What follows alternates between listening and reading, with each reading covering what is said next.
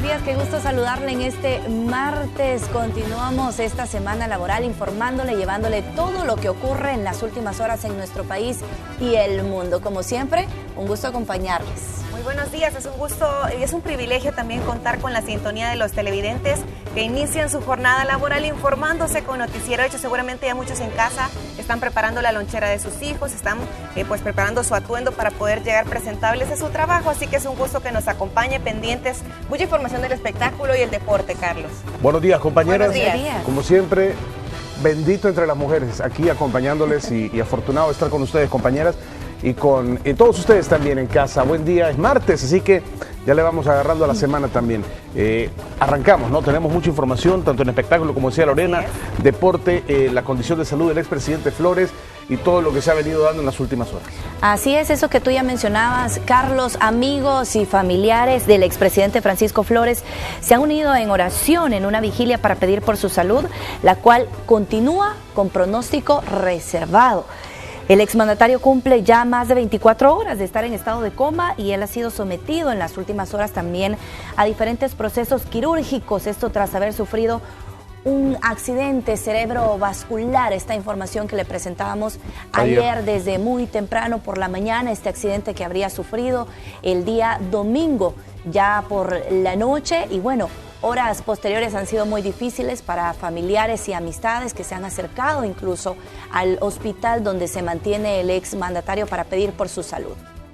Claro, desde ayer conocíamos que esto había sido complicado, veíamos también la participación activa de los miembros de su partido, vemos aquí al presidente del COEN, a Jorge Velado, se llamó a una vigilia, esta fue noticia también en redes sociales las últimas horas, la convocatoria que se hizo a una cadena de oración para pedir por la salud del expresidente Flores, por el grave estado de salud que pasa ahorita, Lorena. Bueno, y estábamos muy pendientes de escuchar también las declaraciones. Recordemos también que nuestros compañeros de Noticiero Hechos estaban al pendiente de escuchar las declaraciones oficiales de su abogado defensor, que nos explicaba pues de primera mano la situación de salud del expresidente Flores, así como también pues realmente enfocar la atención en lo que verdaderamente importa en estos momentos, que es su salud, y no tanto como el proceso judicial que en estos momentos se está llevando a cabo, que también había curiosidad de parte de los periodistas de conocer en qué situación se encontraba el expresidente Flores, así que nos mantenemos muy al pendiente de las novedades que sucedan este día y por supuesto se las estaremos informando. Así es, y bueno, ¿qué más ha ocurrido en las últimas horas? Le comentamos, Gilberto Alexander Alfaro, de 30 años, quien trabajaba como taxista, fue asesinado esta madrugada sobre la calle de la colonia Monterrey de los Planes de Renderos. Según las versiones policiales, este hombre realizaba una carrera cuando fue sorprendido por sujetos quienes sin mediar palabra le dieron muerte. Por este hecho, la Policía Nacional Civil logró la captura de una mujer supuesta pandillera a quien se le encontró rastros de sangre en sus manos. La violencia que continúa imparable, lamentablemente también es noticia de las últimas horas. Sí, y lamentablemente tenemos que arrancar con eso, ¿no? Porque son noticias de última hora, hay que trasladárselo a los amigos televidentes, ¿no? Así que lamentable esta noticia. Hoy fue un taxista y así sabemos que está, ¿no? Ayer fue un panadero, me parece que esos días un jardinero, hoy así, está complicada la situación. Bueno, principio de esta emisión, y es que hace más ya de 24 horas que el exmandatario Francisco Flores ha sido trasladado inconsciente, pero con signos vitales al Hospital de la Mujer en medio de un fuerte dispositivo de seguridad. Sus abogados detallaron que Flores sufrió la obstrucción de una arteria, lo que le provocó la paralización del lado derecho del cuerpo. Es decir, un accidente cerebrovascular. Se trata de una lesión cerebral que también puede afectar gravemente el cuerpo. Sí, a ver, esto se produce cuando se interrumpe el flujo sanguíneo, el riego sanguíneo a una parte del cerebro, o cuando se produce un derrame de sangre en el mismo o alrededor de él. El cerebro es el principal centro de control del organismo, ¿no? Y nos permite ver, oír, saborear, oler, hablar y caminar, y también es el centro de control de los pensamientos, emociones, memoria, juicio y conciencia. Así es, para tratar de entenderlo un poquito más, las células nerviosas del cerebro necesitan un suministro constante de oxígeno y azúcar, los cuales son transportados por la sangre. Y cuando la sangre no puede llegar a ciertas partes del cerebro, mueren las células cerebrales. Cuanto más tiempo esté el cerebro privado de sangre, más grave será el daño. Es parte de lo que hemos conocido en las últimas horas, una situación bastante delicada y que también ha permitido que se reúnan familiares y amigos precisamente para orar por la salud del expresidente. Entendemos que se le había practicado también una craniotomía al presidente para permitir que desinflame, ¿no?, el cerebro, producto del mismo problema y el ACV que sufrió. Exactamente. Bueno, el expresidente Francisco Flores continúa en coma, como le hemos informado, su salud en estado reservado. Tú has visto por él y ahorita queremos que tú lo tengas en tu brazo. Son familiares y amigos que llegaron a las puertas de este hospital privado a pedir por la recuperación del expresidente Francisco Flores, quien fue ingresado aquí el domingo. Flores se encuentra en estado de coma inducido tras ser intervenido de urgencia al sufrir un derrame cerebral. Pidamos todos a Dios, a nuestra Madre María Santísima, los católicos, que no haya religiones, que no haya distinción, que todo el clamor del pueblo llegue a nuestro Señor Jesús. La dirigencia del Partido Arena, que se había mantenido un tanto al margen del caso Flores, también llegó a las afueras del hospital a expresar su solidaridad. ¿Qué le diría a usted a algunos diputados y la población en general que cree que la situación médica por la que atraviesa el expresidente Flores no es cierta? Mire, me parece verdaderamente irresponsable de parte de ellos el hacer ese tipo de aseveraciones o ese tipo de insinuaciones y me parece algo muy cobarde y muy cruel el quererse valer del dolor ajeno. La confianza en Dios, rogarle que todo salga bien, la confianza en los médicos que lo están atendiendo, que como decimos nosotros, pues que Dios guíe sus manos en las intervenciones quirúrgicas y sobre todo pues que esté realmente confortada y que se sienta apoyada por los amigos. Quien había permanecido ausente estos días ha sido la ex primera dama Lourdes de Flores. Se ha conocido que ya está en el país. En su ausencia, sus hijos son los que han estado pendientes de la salud del exmandatario. Sin declaraciones, señor, sin declaraciones. En el hospital ha estado presente también el actual presidente del Partido Arena, Jorge Velado, quien llegó temprano de visita y luego a participar en la vigilia. A solidarizarme con la familia y obviamente con el expresidente Flores. No he querido entrar a detalles con la familia, sé pues que el estado de él es delicado, que han tenido que hacerle algunos otros procesos quirúrgicos. Hasta ahora el equipo médico que atiende al expresidente Flores no ha hablado del tema. Los únicos que conocen de forma directa el caso son sus abogados y ahora voceros de su condición médica. Se le estirpó más o menos un pedazo así del cráneo para permitir, ¿cómo se llama?, que el cerebro vaya descompresionándose, por eso que le llaman la craniotomía descomprensiva.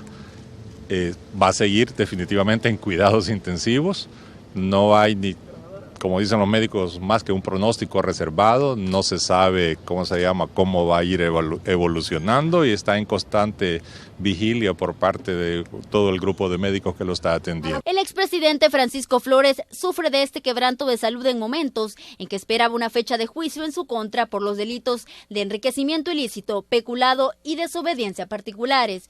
El caso Flores, desde que surgió, ha acaparado titulares y continúa igual hoy que su condición médica es delicada. Con imágenes de Denis Bolaños, un informe de Raquel Herrera. Son las 6 de la mañana con 2 minutos. Nos vamos a enlazar de inmediato con Marcela Rivera, que está a las afueras del hospital donde se está atendiendo al expresidente Francisco Flores. Muy buenos días, Marcela, qué gusto saludarte. Muy buenos días, compañeros, y comentarles Buenos que días, como Marcela, RSM estamos dándole seguimiento al estado de salud del expresidente Francisco Flores. Y a esta hora de la mañana ya nos encontramos afuera de las instalaciones del Hospital de la Mujer. ¿Cómo está el ambiente a esta hora?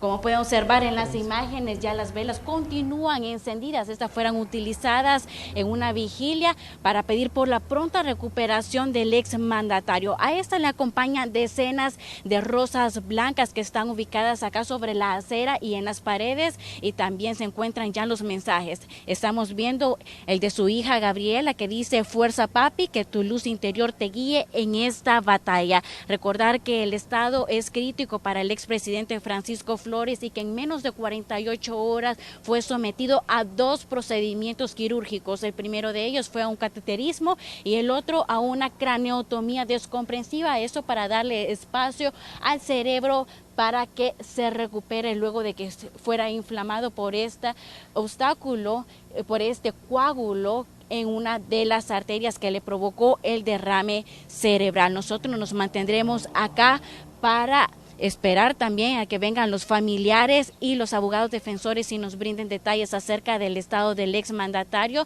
si continúa en coma, si no ha tenido ninguna evolución y si lo ha tenido, si ha evolucionado bien luego de estos procedimientos quirúrgicos. Así mi informe, compañeros, nosotros nos mantendremos afuera de las instalaciones del Hospital de la Mujer y como pueden observar en las imágenes, ya las velas acá continúan encendidas, esto para pedir su pronta recuperación.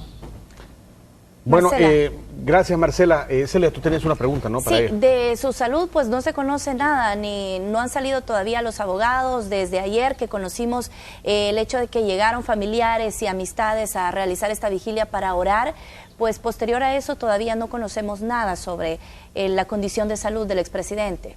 No, aún se desconoce las evoluciones que ha tenido el estado del expresidente Francisco Flores, ¿no? Por el momento no han llegado los abogados defensores ni familiares. Estamos desde muy temprano acá y esperamos que como a eso de las 7 de la mañana ellos ya comiencen acá al lugar para pedir un dato actualizado acerca del estado. Marcela, entonces quedamos pendientes de esto, sobre todo la actualización. Las últimas horas, ¿no? La madrugada, lo que ha sucedido con él, sabemos de esta craniotomía descompresiva, como tú explicabas, y en términos crudos puede sonar esto, pero justamente eso, ¿no? Hacer un orificio en el cráneo, en el hueso del cráneo, para permitir que por ahí el cerebro pueda desinflamarse, ¿no? Encuentre el espacio para expandirse un poquito y luego regresar. Ese es el procedimiento que explicaron los médicos, ¿no? Sí, claro que sí. Ellos dijeron que se le había practicado este procedimiento quirúrgico porque una de las arterias que fue obstaculizada por uno de los trombos, es decir, por un coágulo de sangre, se inflamó, provocó que se inflamara esta parte del cerebro y para esto lo tuvieron que intervenir y practicarle esta craniotomía descomprensiva para que el cerebro tenga el espacio suficiente para irse desinflamando. ¿La ex primera dama se sabe si ya regresó o cuándo vuelve? Se presumía de que el día de ayer ella estaría ya acá en el país como a eso antes de la noche, ¿no? En horas de la tarde ella ya tendría que haber estado acá en el país. Se presume de que días anteriores ella había ido al extranjero para practicarse un chequeo médico y que a consecuencia de esta emergencia que sucedió el día domingo, ella tuvo que tomar un vuelo para venir a ver cómo está el estado de su esposo. Bueno. Muchas gracias, Marcela. Gracias, Marcela. Nos enlazamos más adelante, Marcela. Claro que sí, compañeros. Yo me mantendré acá en este lugar para llevarles detalles acerca de esta situación. Muchísimas gracias. Buen día para ti. Buen día. Y bueno, también sobre este mismo tema, el fiscal general se refirió a estas complicaciones de salud del expresidente Francisco Flores y cuáles podrían ser las implicaciones en el proceso judicial en su contra. Ante las complicaciones de salud del expresidente Francisco Flores, surge la interrogante. ¿Qué pasará con el proceso judicial que tiene en su contra? El exmandatario en los próximos días enfrentaría el juicio por posible enriquecimiento ilícito, peculado y desobediencia. El fiscal de la República dice que lo primordial es la salud del imputado y por eso será sometido a exámenes de medicina legal. Es un ser humano y debe ser atendido en su salud. Posteriormente hay que ver el tema de medicina legal, que sí lo debe revisar, ¿verdad? Posteriormente hay que ver cuáles son las implicaciones que ocurran. A Flores se le cuestiona el destino de 15 millones de dólares donados por Taiwán. Este diputado, que perteneció a la comisión que lo investigó en la Asamblea, espera el dictamen médico para conocer con exactitud lo sucedido. Algunos legisladores no creen el repentino giro que ha dado la vida de Flores y por eso esperan que Medicina Legal dé su diagnóstico.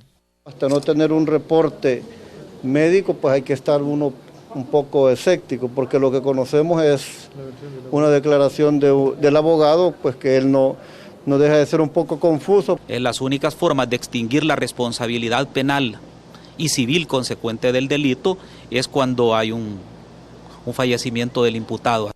El expresidente fue trasladado el domingo anterior en un vehículo particular acompañado de sus familiares y escoltado por elementos policiales. Por la gravedad de la situación no se esperó a que llegara una ambulancia, declaró el ministro de Seguridad. Los miembros de la Unidad de Mantenimiento del Orden, al enterarse de la situación, inmediatamente hicieron el traslado y eso pues posibilitó pues que recibiera la asistencia médica de inmediato. Aún no existe fecha para el juicio del expresidente, debido a que la Fiscalía solicitó tiempo para traer a testigos desde Costa Rica. Con el nuevo panorama, en los próximos días se conocerá el rumbo que tomará este caso. Con imágenes de Eber Ábalos, informó Raúl Hernández. También esta madrugada se registró un incendio en 2 champas. Un cuerpo de bomberos trabajó para sofocar el siniestro y evitar que se propagara a las viviendas aledañas. El cuerpo de bomberos llegó al kilómetro 11 de la carretera troncal del norte en Apopa para sofocar un incendio que se originó en el interior de esta tortillería. Sí, se lo llama por incendio en una vivienda. Al llegar al lugar nos percatamos que es una pequeña tortillería donde es una champa de lámina. Al parecer solo se han perdido enseres de cocina y ahí no ha pasado nada más. No agarró fuego la vivienda, gracias a Dios. Al lugar llegaron socorristas de comandos de salvamento, ya que se presumía que podrían haber personas atrapadas en el interior de la champa. Pues cuando llegamos habían 2 champitas que estaban agarrando fuego. Se procedió a ingresar a la zona para verificar de que no había ninguna persona y efectivamente estaban solas, ¿verdad? Se procedió a colaborar con los vecinos, con agua, aguacales, para que el fuego no se propagara. Tras el siniestro, una mujer de 69 años sufrió una crisis nerviosa debido al temor de que las llamas se propagaran a su vivienda. Pero gracias a la pronta acción de vecinos, socorristas y bomberos, el incendio pudo ser controlado a tiempo. Sí, la hipótesis que manejamos ahorita es que dejaron brasas en lo que es el comal de donde hacen las tortillas y durante la noche, y eso es lo que provocó que agarrara fuego, porque había bastante leña y cosas inflamables. Sin embargo, existe una preocupación de parte del cuerpo de bomberos debido a que la población no acatan las recomendaciones. Este es un informe de Edgardo Portillo. Un taxista de la zona de los Planes de Renderos fue asesinado la noche de este lunes mientras transportaba a 3 sujetos hacia el lugar. Por el homicidio ya hay capturas. La oscuridad de las calles de la colonia Monterrey de los Planes de Renderos fueron el lugar perfecto que utilizaron 3 pandilleros para asesinar a Gilberto Alexander Alfaro, de 30 años, quien se ganaba la vida como taxista. Alfaro deja a un niño de 1 año en la orfandad. Se conducía con 3 pandilleros. 3 pandilleros son conocidos de la víctima. Esa es la idea, que le pidieron una carrera y le dieron muerte. Fue un forcejeo que tuvieron porque el fallecido tiene un cuervo en la mano, un corvo, posiblemente se defendió. A diferencia de otros casos, en esta ocasión la PNC logró capturar a pocas cuadras de la escena a una presunta pandillera, la cual presentaba rastros de sangre y trataba de ocultarse del patrullaje de los agentes policiales. Tenemos a una persona de sexo femenino detenida en vías de investigación que estaba escondida en el monte, estaba lesionada la persona. Estamos en proceso de investigación porque tenemos bastantes elementos de identificación, pero estamos tardando en la escena porque hay bastantes elementos que nos van a conducir a los hechores. Los hechores viven cerca. En menos de 8 días, este es el segundo hecho violento que se da en la zona de los Planes de Renderos, por lo que los habitantes esperan que los planes de combate contra la delincuencia impulsados por el Ejecutivo puedan llevarse al lugar antes que este sea dominado por grupos delincuenciales. Con imágenes de Carlos Cabrera, este es un reporte de Víctor Mengíbar. Y 3 pandilleros se fugaron de las Bartolinas del puesto policial del cantón Pavana, en el municipio de San Alejo, en La Unión. Según informaron las autoridades, cortaron con sierra uno de los barrotes del enrejado por donde lograron escapar. El único policía que se encontraba de guardia se percató minutos después. Tras un operativo de búsqueda se logró y hubo un posterior enfrentamiento. Manuel Armando Salgado Portillo, uno de los fugados, murió. La Policía Nacional Civil logró capturar a otro, mientras que un tercer reo logró fugarse.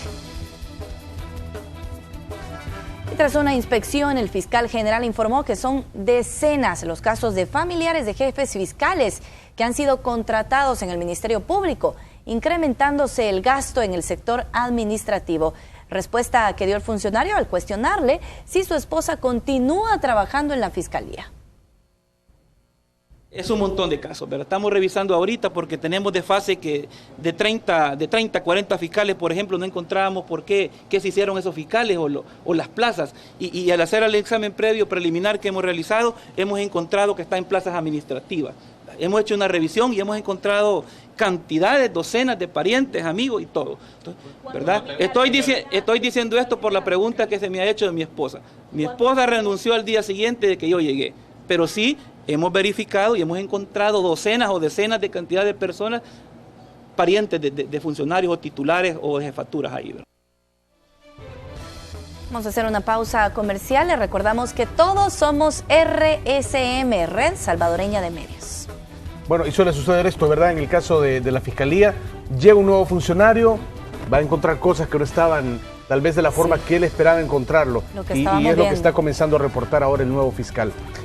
Baja recaudación fiscal durante el 2014 y 2015, reporta el Ministerio de Hacienda. Al regresar, el informe completo.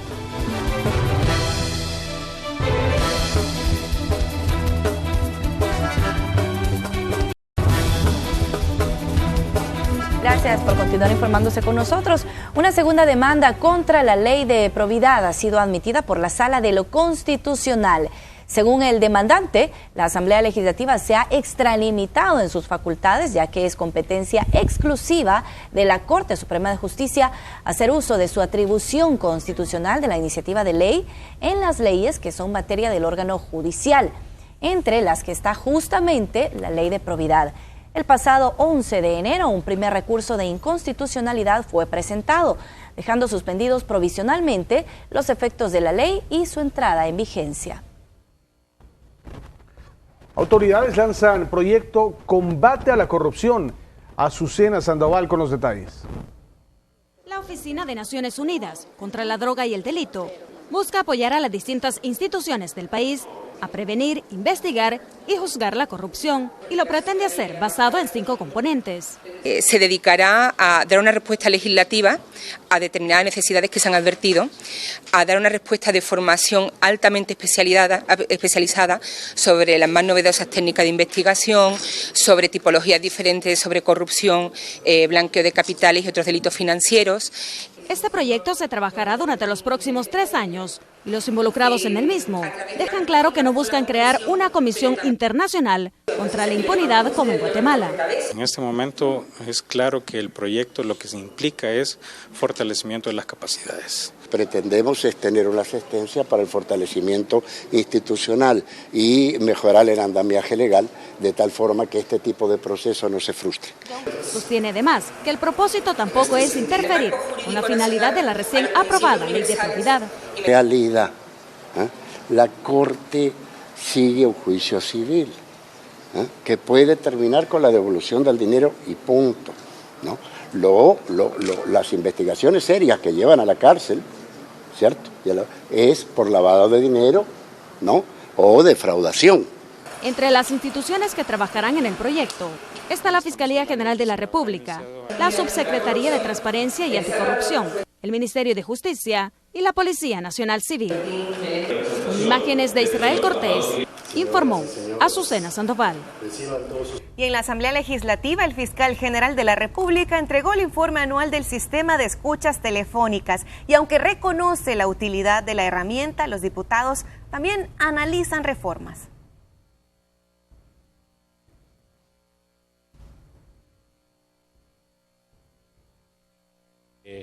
Que dárseles más facultades, más potestades a los jueces para efectos de que tengan un control sobre esta ley, pero también la misma Fiscalía General de la República ha solicitado un poquito más de cintura, llamémosle así, en aplicación de esta ley. Vamos a cambiar de tema. Diputados centroamericanos buscan soluciones a nivel regional para minimizar los impactos de las migraciones y deportaciones de cientos de personas hacia los Estados Unidos.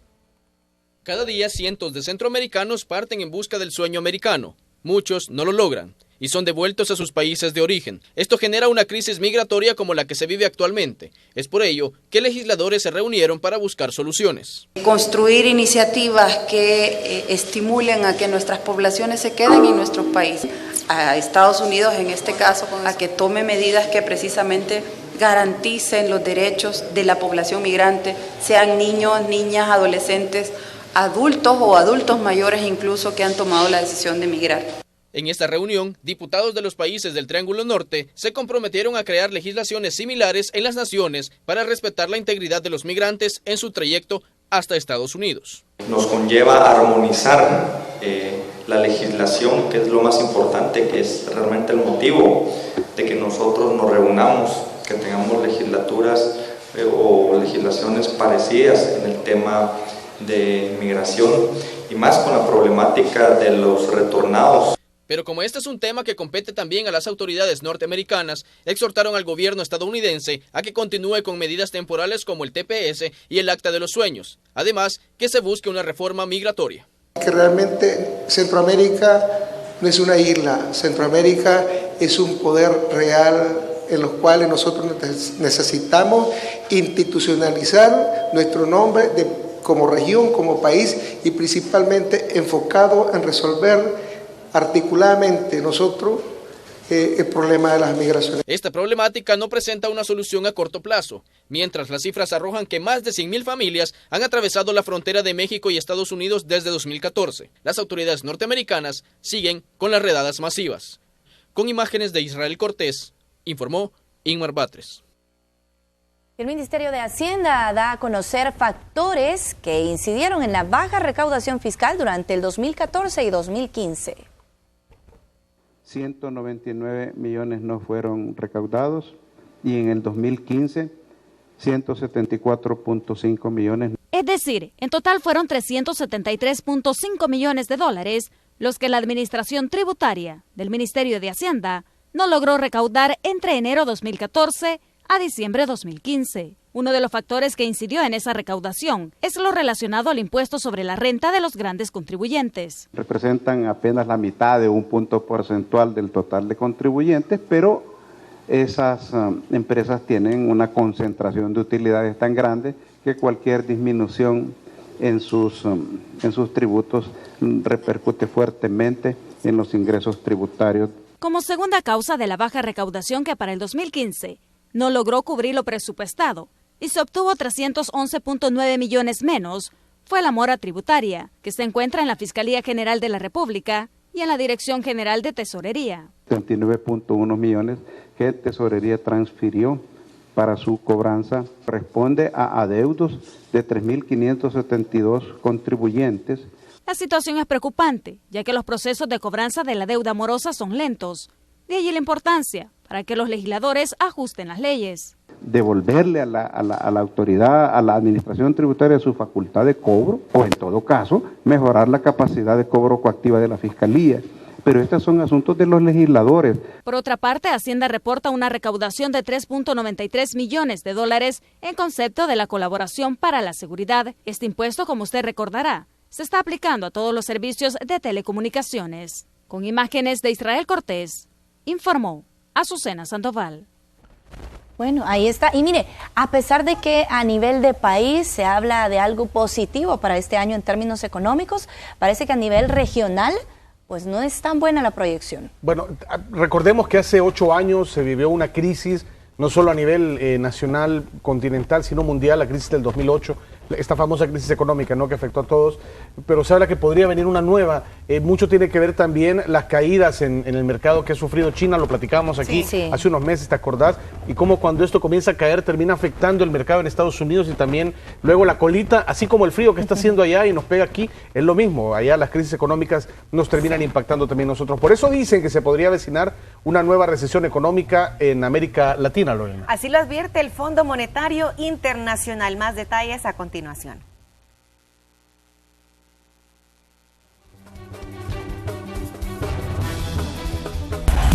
Recesión. Bueno, gracias por estar con nosotros, bienvenido, buenos días, gracias por acompañarnos. Estamos listos esta mañana para conversar precisamente, como decía Carlos, con el secretario de Gobernabilidad y comisionado para la seguridad, Francis Hato Asbun, está con nosotros. Varios temas, vamos a hablar sobre precisamente los cambios que se han dado últimamente en el Gabinete de Seguridad, sobre todo. No sé si la gente, digamos en términos generales, esperaba más cambios, pero estos son los que hoy el presidente de la República ha dicho que son necesarios hacer. Vamos a preguntarle también precisamente sobre la relación que el gobierno continúa manteniendo con la empresa privada de nuestro país, sobre todo conocer la posición también de la Asociación Nacional de la Empresa Privada respecto a estos temas. Así que damos la bienvenida a Francis Hato Asbun. Muchas gracias por estar con nosotros. Bienvenido. Muchas gracias por la invitación, Romeo, y un saludo a todos los televidentes. Bueno, comencemos con el tema, Francis, sobre el tema de los cambios que se han dado en el Gabinete de Seguridad. Ayer conversaba precisamente con el ministro de Seguridad y el viceministro y me decían, bueno, nosotros el compromiso que tenemos es el compromiso que asume el presidente de la República, que en un año tienen que verse resultados importantes en seguridad, ¿no? Más allá de eso también, algunos esperan más cambios en el gabinete de gobierno. Bueno, ahí hay varias cosas. La verdad es que los cambios siempre son normales en toda institución, sobre todo en las instituciones públicas, en este caso en lo que se refiere al ámbito de la seguridad, al campo de la seguridad. El presidente, todos somos funcionarios y estamos al servicio de un proyecto que dirige el presidente de la República y desde ese punto de vista él podrá hacer los cambios cuando lo considere pertinente. Ahora, es cierto, yo vi la entrevista a la que te refieres ayer con el ministro y el viceministro. Ellos explicaron con mucha claridad, bueno, no solo se trata de cambios de personas, sino también de ciertas modificaciones que surgen a partir de evaluaciones que se hacen normales también. Todo el tiempo hay que ir evaluando cómo van las cosas, cómo van los planes en cada una de las áreas. Y desde ese punto de vista, no solo hay que ver esto como cambios de personas, hay que ver esto también como cambios en lo que se refiere a determinados esquemas de trabajo. Eso no quiere decir que modifiquemos todo. Ojo con esto. Nosotros tenemos que darle continuidad y vamos modificando aquellos aspectos que consideramos que tienen vacíos y aquellos aspectos que consideramos que deben de darle continuidad, los vamos a seguir trabajando. Yo quiero hacer una aclaración. Yo he oído por ahí algunas opiniones, sobre todo manifestadas, se lo voy a decir con nombre y apellido, por el general Vargas, el diputado y general Vargas, y también por el coronel Armendáriz. Ellos manifiestan, me llamó la atención, porque dicen, bueno, el anterior ministro estuvo atado por el Consejo de Seguridad y el comisionado. Y que a eso se den un poco los cambios, ¿no? Y que a eso no, la verdad es que o no conocen o no quieren conocer, que es distinto. O lo que manifiestan en realidad lo conocen, pero por otro tipo de razones que no sé cuáles son, manifiestan lo que manifiestan. El Consejo de Seguridad, empezando por ahí, no ata, ni ha tenido atado, ni ata al actual ministro, ni ató al anterior ministro. El Consejo de Seguridad es un ente que establece una determinada correlación de fuerzas y representativas de la sociedad y que actúa en favor de impulsar el plan El Salvador Seguro. Por supuesto, eso está basado en la dirección operativa del Ministerio de Seguridad, de la Policía Nacional Civil y de los demás organismos que tienen que ver con seguridad. Y en ese sentido, el ministro es la cabeza. ¿De acuerdo? Por lo tanto, el Consejo de Seguridad, quien manifiesta eso, no conoce el Consejo de Seguridad. Yo especulo, a mí no me gusta especular, pero más bien interpreto que en ese tipo de declaraciones lo que hay de fondo de parte de algunas personas que hacen este tipo de afirmaciones es su rechazo a que haya, probablemente, digo, no quiero decir que eso es así, pero expresa probablemente su rechazo a que haya la posibilidad de ir, digamos, ampliando estas correlaciones para combatir juntos el problema de la inseguridad ciudadana. No sé, puede ser razones, yo siempre digo que esas son razones un poco electoreras, siempre lo he dicho y lo vuelvo a repetir, porque no tiene sentido el decir el hacer ese tipo de afirmaciones cuando en el caso de uno de ellos específicamente han estado en reuniones del Consejo de Seguridad, pertenecen al Consejo de Seguridad y por lo tanto conocen cuál es el papel del Consejo de Seguridad. El Consejo de Seguridad elaboró el Plan El Salvador Seguro con la participación directa del Ministerio de Justicia y Seguridad y demás, Policía Nacional Civil y demás entidades que tienen que ver con el trabajo de seguridad. ¿Caería en ese mismo calificativo la declaración de la Asociación Nacional de la Empresa Privada, bueno, específicamente de su presidente, cuando dijo, si cambias personas, que tú ya hablabas un poco de esto, pero no los planes, tendrás pocos resultados? A su juicio eso es lo que está pasando, ¿no? El hecho de que se pase a un director de la Policía Nacional Civil como ministro, pues obviamente dice es como pasar una persona de un cuarto a otro cuarto, pero si no tienes planes estratégicos o revisas planes estratégicos, de nada va a servir, vas a tener los mismos resultados. Esa es la crítica de la ANEP en este caso. A mí esa crítica no me extraña, porque es una crítica desinformada y que a la vez pretende desinformar. Yo ese tipo de críticas realmente, es más, me parecen bastante lógicas viniendo de donde vienen. Pero quisiera, antes de pasar a eso, terminar mi idea anterior respecto de mi persona como comisionado de seguridad, como comisionado presidencial para la seguridad. Yo soy secretario de gobernabilidad y en el caso concreto de las determinadas funciones, comisionado presidencial para la seguridad. Mi tarea no es dirigir el tema operativo de la seguridad, no es dirigir el plan de seguridad, ni operarlo, el plan de seguridad. Mi tarea es más política en términos de buscar correlaciones que apoyen los procesos, que esas correlaciones tengan presencia, es decir, garantizar correlaciones de fuerza, porque nosotros solos no vamos a resolver ese problema. Hay que buscar acuerdos, hay que buscar participación, hay que buscar compromisos, pero concretos. Y desde ese punto de vista, en el caso específico de la seguridad, es una tarea fundamental que yo tengo mandada por el presidente de la República, así como establecer coordinaciones con las demás entidades del Estado al servicio de la ejecución del plan de seguridad. Yo no tengo que ver con la ejecución del plan de seguridad en concreto, ni con la operación específica. Eso tiene el mandato el ministro de Justicia y Seguridad Pública, el director de la policía bajo la responsabilidad del ministro y por supuesto en el caso de la prevención y demás aspectos administrativos el viceministro de Justicia y Seguridad.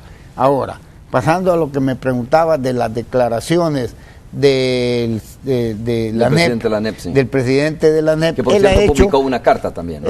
Sí, es una carta. Él ha dicho varias cosas que yo las quiero aclarar. En primer lugar, en lo que se refiere al tema de la seguridad, dirigió una carta que yo públicamente dije que yo la recibí, me dirigió una carta a mí como coordinador del Consejo de Seguridad y Convivencia Ciudadana, y yo le respondí esa carta. En dicha carta planteaba que qué pasaba con las recomendaciones que había hecho Giuliani y qué pasaba con las recomendaciones que ellos habían hecho en el ENADE respecto del tema de la seguridad.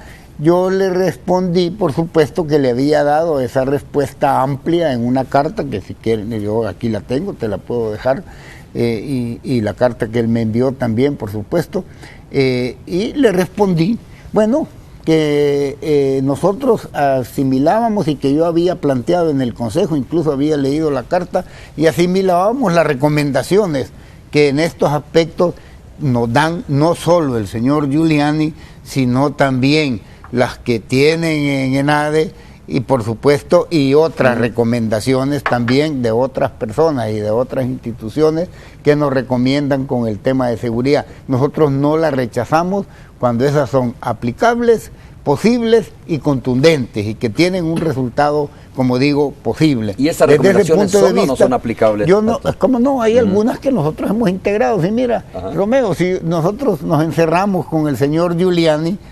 que durante prácticamente hora y media estuvo el vicepresidente Óscar Ortiz, estuvo el ministro de Justicia, el exministro de Justicia y Seguridad, estuvo el director de la policía en ese momento, actual ministro de Justicia y Seguridad, y yo, y estuvimos encerrados con el señor Giuliani platicando. Es más, yo lo digo públicamente, yo me comunico a veces con el director de la fundación Giuliani, y bueno, pero es una comunicación directa. Ciertamente no la hago a través de la ANEP, entre otras cosas porque no tengo por qué hacerla a través de la ANEP.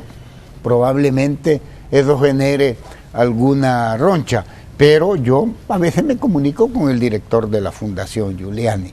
Por lo tanto, que esté seguro el señor Dabú, que en sus afirmaciones esto no lo dice, y no sé por qué no lo dice. Es más, dice que hasta la fecha, el otro día por radio estaba oyendo yo que decía que hasta la fecha no ha tenido respuesta, y eso es falso.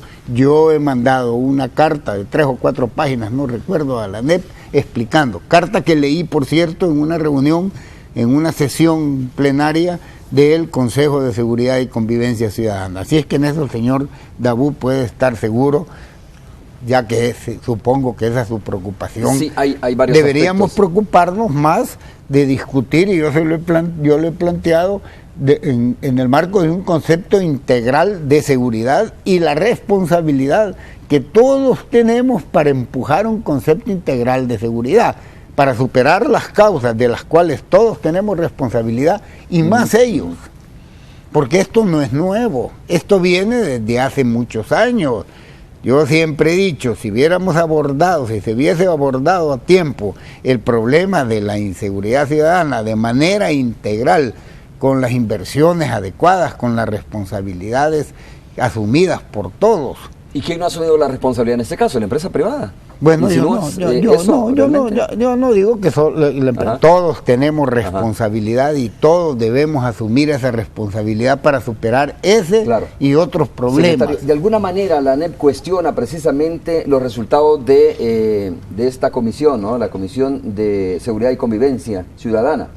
A ver, textualmente esta carta dice que para que el país retome el rumbo, estoy citando palabras escritas por ellos, consideramos que los espacios, dice, de diálogo solo tienen sentido cuando conducen a resolver problemas concretos, por lo que ANEP propone abordar una agenda de temas transversales, y ahí sugiere, usted habrá leído ya la carta, en esos aspectos 3 ejes fundamentales. Institucionalidad democrática, es importante, dice, garantizar el funcionamiento de las instituciones bajo el Estado constitucional del derecho para generar confianza a los ciudadanos. O sea, en el entendido para ellos que esto no está funcionando.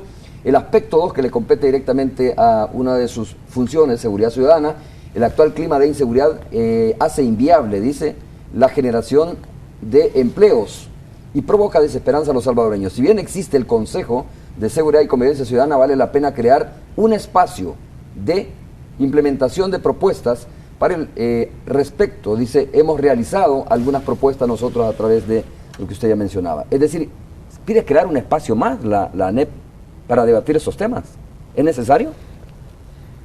El presidente les dijo con mucha claridad, porque el presidente lo llamó, me dijo, llámalos, que vengan a una reunión. Estuvo todo el gabinete económico en la reunión con ellos, y se les planteó algunos aspectos que debíamos abordar respecto de este tema. Ellos quedaron en enviar precisamente esta carta, que tú has leído algunos de los contenidos del párrafo, y le enviaron hace unos días para recomendando estos puntos. Si es que nosotros en el tema de seguridad, el presidente les dijo claramente, ahí está el consejo, ustedes participan en el consejo. Otra cosa es que ellos estén insatisfechos, pero han estado participando, y yo voy a decirlo muy claramente, incluso un reconocimiento. La representación de ANEP ha tenido una participación muy activa. Lo que pasa es que no confundamos. El Consejo no es para ejecutar proyectos, ni ejecutar los planes. El Consejo es un ámbito, como ya lo expliqué. Por lo tanto, no hay que confundir. Aquí, por ejemplo, me llama la atención que no se refiere a un plan producido por el Consejo que no tiene precedentes en el país. Es un plan completo, integral, con planteamientos concretos, con metas, recursos que se tienen que orientar hacia eso, resultados específicos. Ese es un plan integral, completo. Y no, el Consejo no es el ejecutor del plan. El Consejo acompaña a la ejecución del plan. Los ejecutores del plan son, y ya lo dijo claro el presidente de la República, las municipalidades, es decir, las alcaldías, entidades del gobierno, etcétera. Hay ejecutores concretos. El Consejo es una correlación que está enfrentando también, junto con las otras entidades, el problema de la inseguridad. Pero yo le voy a decir algo, Romeo. A ver, estamos hablando de un concepto integral de seguridad, porque tampoco se menciona. Cuando vamos a discutir el tema de seguridad, tenemos que discutirlo en el marco de una conceptualización integral, de una concepción integral. Nosotros no podemos esperar que consideremos seguridad solamente cuando no hay homicidios. Tenemos que romper y superar el problema de la pobreza. Tú sabes que este país es ellos dicen, bueno, no crece. Bueno, nosotros estamos calculando un crecimiento mayor del que dicen, pero supongamos que ellos cuando plantean eso no dicen otra cosa. Nosotros crecimos 4 o 5 veces menos que Panamá, por ejemplo, pero somos menos desiguales. Bajamos la desigualdad 4 o 5 veces más que Panamá. Porque no solo hay que hablar de crecimiento, hay que hablar también de redistribución del ingreso. ¿Cómo se redistribuye ese ingreso? Entonces nosotros no vamos a poner en juego ni en riesgo la redistribución del ingreso. Eso también entra en el concepto de seguridad. Somos el país con más homicidios, todo el mundo lo sabe. Y sin embargo estamos creciendo. ¿Cómo se explica eso? Entonces nosotros tenemos que garantizar que poco a poco y con firmeza y buscando una correlación amplia, vayamos resolviendo el problema de los homicidios y el problema de las extorsiones. Volvamos a este punto. Por eso, cuando hablamos de plan de seguridad, estamos hablando de modificación de ciertos esquemas, pero que en un concepto integral. Nosotros no podemos decir, bueno, vamos a concebir el combate a la inseguridad ciudadana, lo incluimos, y es uno de los aspectos fundamentales, pero solo la represión no te resuelve ese problema. Le quería preguntar, porque en esta carta, solo para ya terminar, digamos, de hablar un poco del contenido de la carta, se cuestiona, de alguna manera queda implícito, ¿no? Cuestionado los resultados del Consejo, y pide la Asociación Nacional de la Empresa Privada la participación directa de tres personas, ¿no? Entre ellas el secretario técnico, el vicepresidente de la República, y le dice eventualmente participe usted, presidente de la República, porque es una carta también, esta carta que estoy viendo, dirigida al presidente Salvador Sánchez Serén. Pregunto, ¿es necesario eso? ¿Es importante la participación del vicepresidente y el secretario técnico e incluso eventualmente la del presidente? Bueno, el presidente tendrá que decidir eso. El presidente lo que hace es, dependiendo de los temas que se vayan a enfocar, llama a las personas indicadas para ver esos temas. Por ejemplo, si tiene que ver un tema hacendario, bueno, yo pienso que tiene que estar, por supuesto, el secretario técnico, pero tiene que estar también el ministro de Hacienda. Entonces el presidente los convoca de acuerdo a los temas que se vayan a enfocar. El secretario de Gobernabilidad, que en este caso soy yo, bueno, él está presente porque es el que yo tengo la responsabilidad que el presidente me ha dado respecto de armar los ámbitos de diálogo, agendas, etcétera. Pero eso es otra cosa. Entonces, por eso digo, cuando ellos dicen, bueno, vamos a ver un tema de responsabilidad fiscal y reactivación económica, bueno, el presidente, supongo, pero eso ya es una decisión de él, convocará al ministro de Hacienda, al secretario técnico y en este caso también al vicepresidente de la República, porque él es el comisionado para la inversión privada y pública. Y entonces en ese sentido, por eso me imagino que los señores de ANEP plantean esto. Ahora, en este sentido hay que tener cuidado porque en el concepto integral del que estamos hablando, cada tema tiene que ver con los otros temas. La seguridad, insisto, no se puede... El tema de la inversión no se puede deslindar del tema de la redistribución del ingreso. No, por lo tanto, tampoco se puede deslindar del tema del crecimiento. Y la fiscalidad no se puede ver fuera de lo que es el crecimiento, tampoco, porque entonces ¿en qué estaríamos? Yo no puedo concebir que la economía sea pura. ¿Para qué sirve la economía? Para los seres humanos. Para que los seres humanos mejoren su vida. En otras palabras, la economía, sin una concepción de desarrollo humano que se corresponda con el progreso de los seres humanos, ¿para qué sirve? Bueno, pero yo creo que ese concepto lo entiende incluso la empresa privada, ¿no? Bueno, pero entonces hay que ponerlo en práctica. Porque para nosotros la economía no puede servir sin un plan social. Usted puede crecer al 20%. Y si la pobreza se le dispara... ¿De qué le sirve que crezca el 20%? ¿Para qué? Para que un núcleo se favorezca, nada más. ¿Está pasando Nosotros eso? no somos... ¿Pasa eso? Claro, es que, ¿qué pasa? Si vamos ¿Cuál por es el principio, conflicto? ¿Qué es lo que quiere la ANEP? Primero dice, mire, primero resolvamos el problema de la inseguridad, porque la inseguridad es un eje transversal. O sea, nosotros, por ejemplo, si tenemos una cadena de distribución y tenemos que ir hasta las comunidades, pues ya no lo estamos haciendo. ¿Por qué? Porque no podemos entrar ahí, porque nos están renteando. Y entonces, si no resolvemos eso, difícilmente la economía va a crecer. Pues. Es que nadie dice lo contrario. Nosotros claramente estamos en un combate diario para tratar de resolver ese problema. Pero no solo podemos fijarnos en eso. Estamos en un combate diario. Fíjate, la Policía Nacional Civil es de las instituciones mejor evaluadas en el país. Precisamente porque tiene un combate diario, un sacrificio permanente frente a ese problema que cuesta en este país. Es difícil, nadie ha dicho lo contrario, y hay que resolverlo. Y hay que dar, yo soy el primero que hablo de respuestas inmediatas con resultados de corto plazo. No solo en el tema de la represión, lo digo sobre todo con el tema de la prevención. Con resultados de corto plazo. Yo no estoy hablando de prevención con resultados de largo plazo. Generalmente no me refiero a eso, sino prevención con resultados de corto plazo. Te pongo un ejemplo. Tienes que dotar, por ejemplo, de becas y el presidente dice, con esta contribución especial, que ha sido tanto conflicto para algunos, la contribución especial para la seguridad. Y fíjate, el Consejo Nacional de Seguridad es otra de las responsabilidades que tiene, que tampoco la dicen ellos. El presidente le dio al Consejo, le dijo, les pido que los recursos, ustedes nos den las recomendaciones de hacia dónde deben ir, cuáles son los proyectos iniciales que deben trabajarse en este tema, como Consejo, porque ha trabajado en el tema de seguridad permanentemente.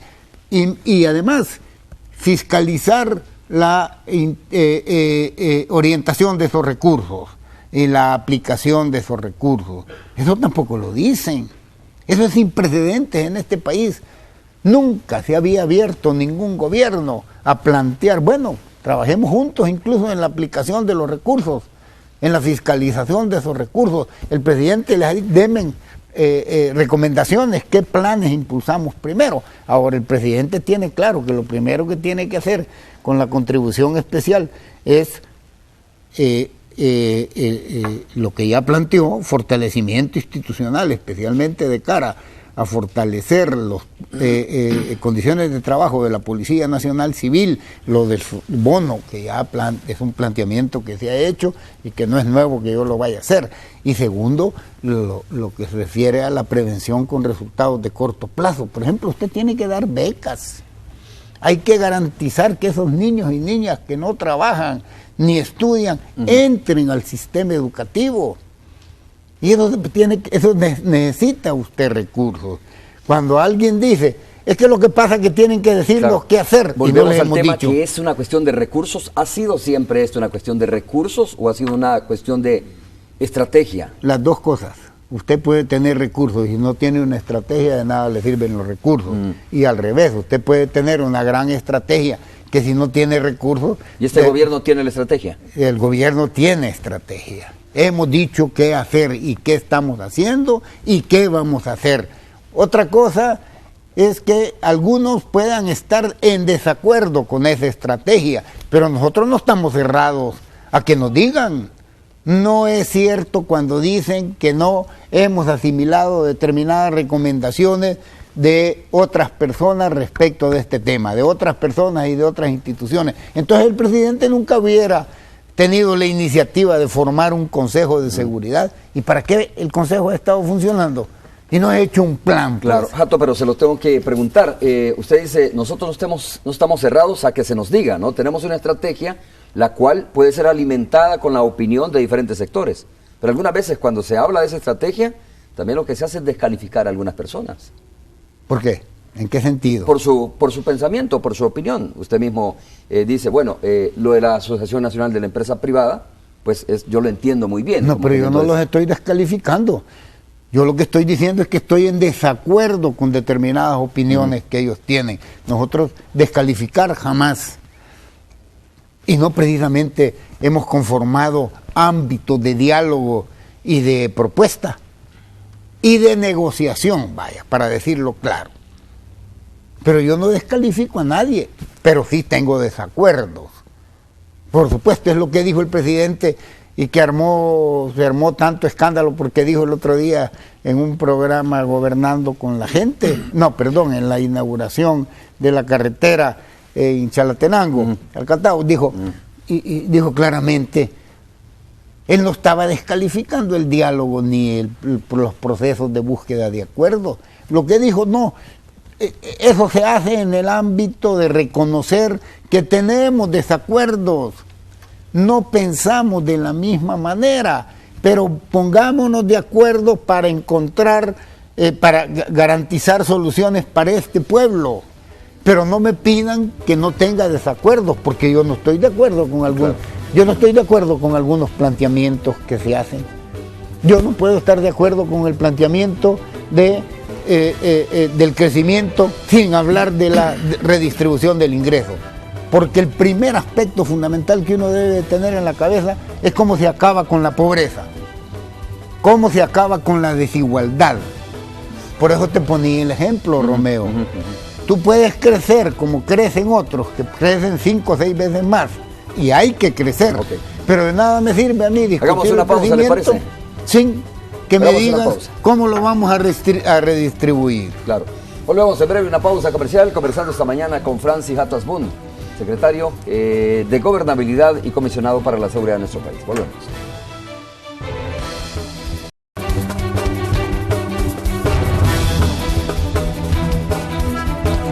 Bueno, estamos hablando con el secretario de Gobernabilidad y vamos a entrarle a ese tema, vamos a hablar de ese tema porque hay que conversar sobre esto para que usted se haga su juicio, ¿no? Y saque sus propias valoraciones. Un poco una pausa comercial, un poco antes de ir a la pausa, tenía agendado este tema. Lo que ha dicho el partido también, Alianza Republicana Nacionalista Arena, que es, pues, lógicamente el partido de oposición, lo dijo claramente después de este congreso que realizó el partido Frente Farabundo Martí para la Liberación Nacional. Dijo, si el FMLN no renuncia a su modelo, dijo, socialista, pues nosotros no vamos a volver ni a la interpartidaria, el FMLN, que es el partido en el poder, en el gobierno, no vamos a volver ni a la interpartidaria y no vamos a continuar en esta especie de diálogo porque no vamos a permitir que se implante aquí en el país un modelo socialista. Más o menos son las palabras que dijo Arena. Esto pues le mete también, digamos, a la gobernabilidad un poco más de presión. Hato. Es que yo a veces de verdad no entiendo. Bueno, sí entiendo, pero no me lo explico. Te voy a poner un caso. Yo he oído algunas afirmaciones respecto de algunas frases que dijo el secretario general del partido, del FMLN, en ese congreso. Y entonces les asustaron determinadas frases y se hizo un gran,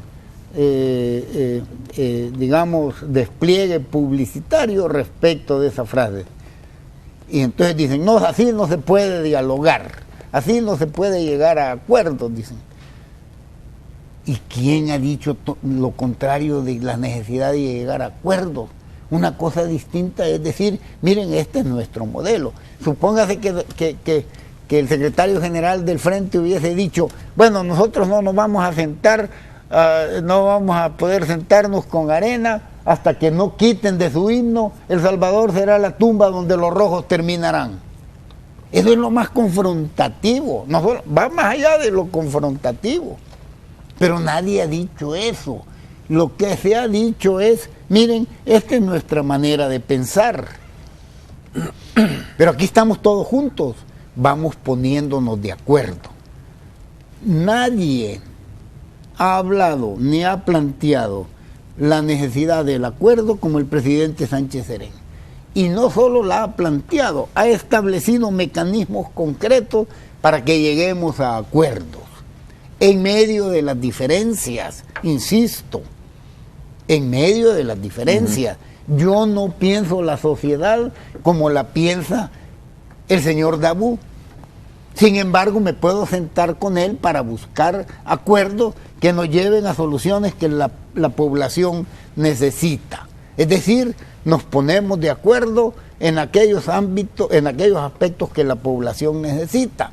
Pero yo no voy a engañar al señor Dabú y le voy a decir, yo pienso igual que usted. No es cierto, no pensamos igual. Y por decir a alguien, porque estamos hablando de la carta, porque yo me siento muchas veces con el señor Dabú y platicamos, y vemos situaciones de la sociedad salvadoreña. Pero hay que tener en cuenta eso. Yo no le puedo exigir a alguien que piense igual que pienso yo para buscar acuerdos. ¿Y cómo? Si eso es imposible.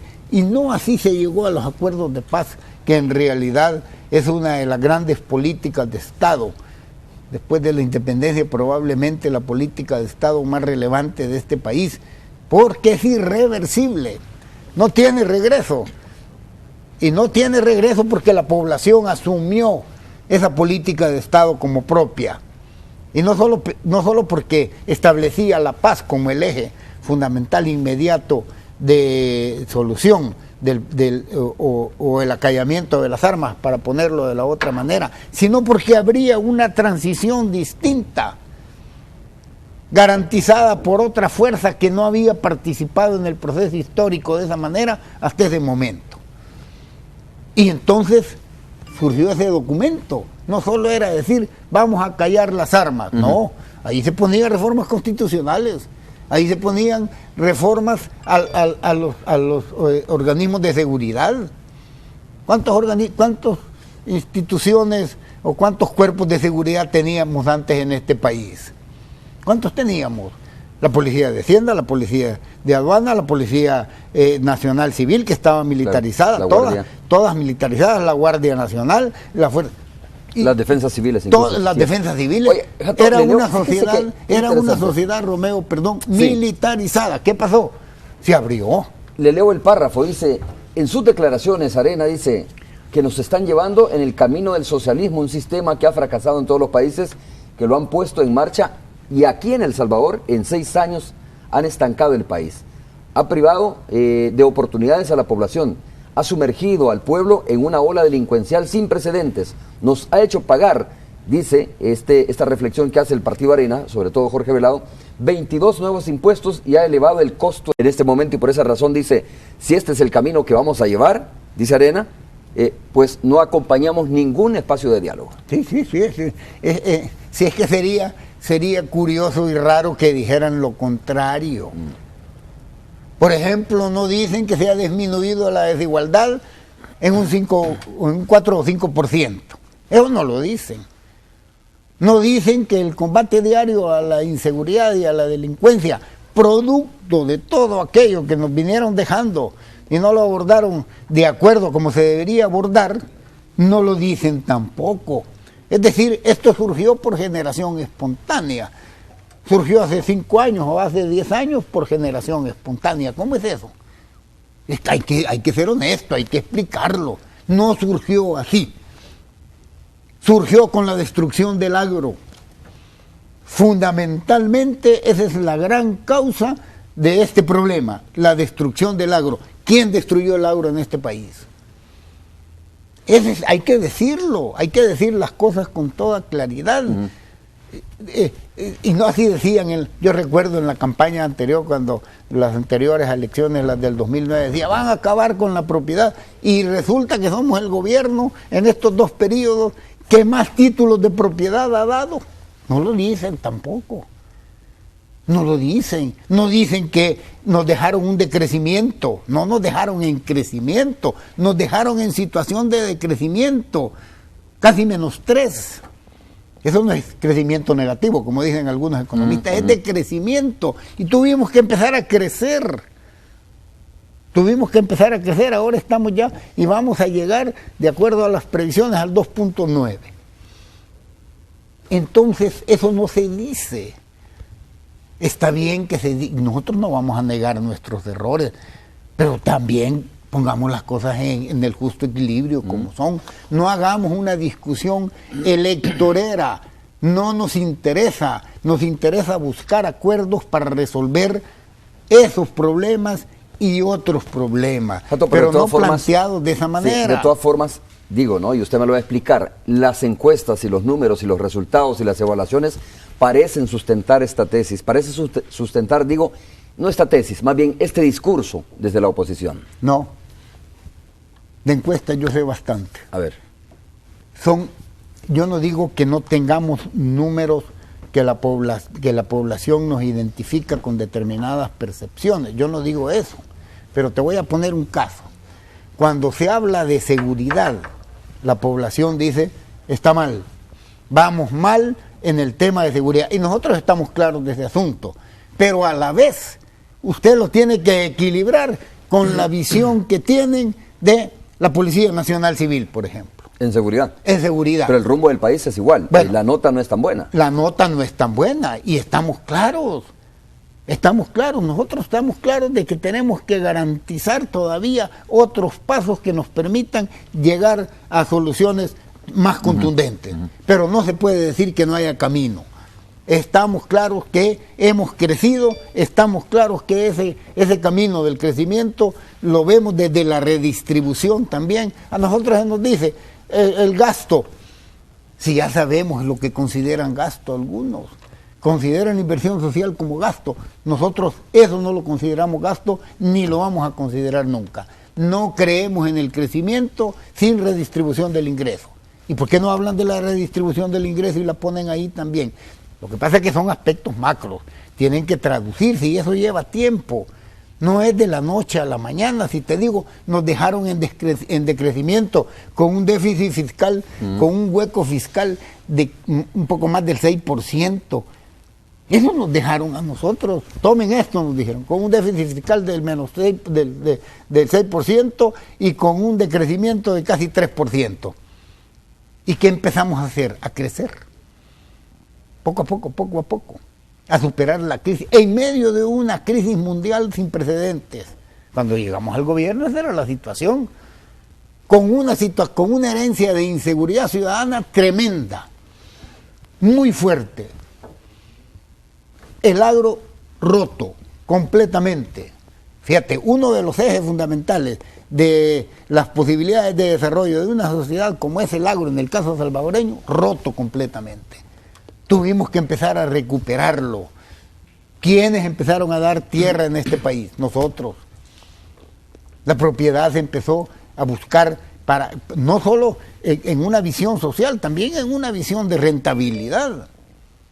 Y así hay que ir superando problemas.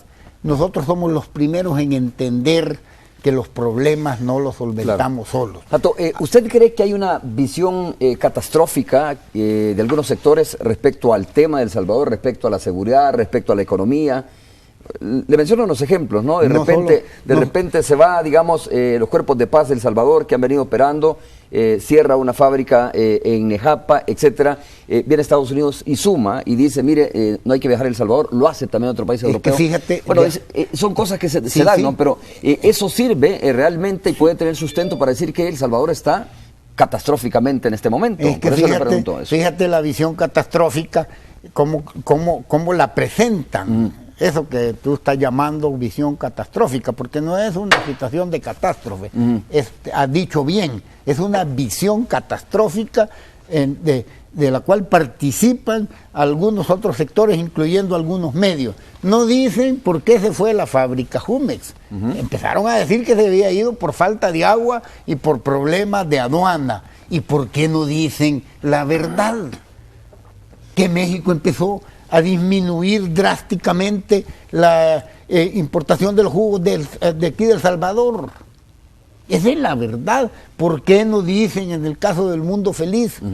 Yo ayer me enteré que McDonald's parece que está comprando ese predio para hacer ahí un McDonald's grande. Eso es lo que me dijeron. Yo no lo tengo confirmado.